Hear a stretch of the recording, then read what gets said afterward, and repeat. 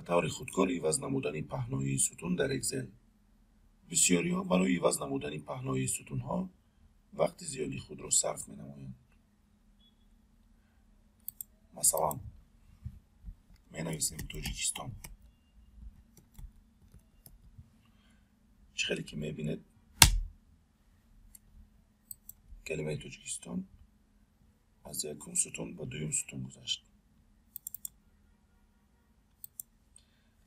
ما باشیم اکسل رو مجبور می‌سازیم تا این را به طور خودکار اجرا نماید. برای این در بالای صفحه خود طرف راست را زیر میکنیم، طرف راست موش را، و از اینجا ایس خود نیکات را زیر میکنیم.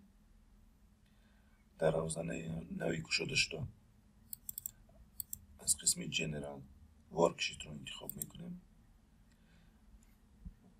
و در بالای اند ثبت می نویسیم cells نقطه entire column نقطه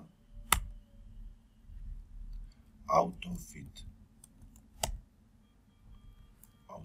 را انتخاب میکنیم و روزنه را محکم میکنیم. اکنون با طور خودکار ستون کلان یا مایده می شود. مثلا می نویسیم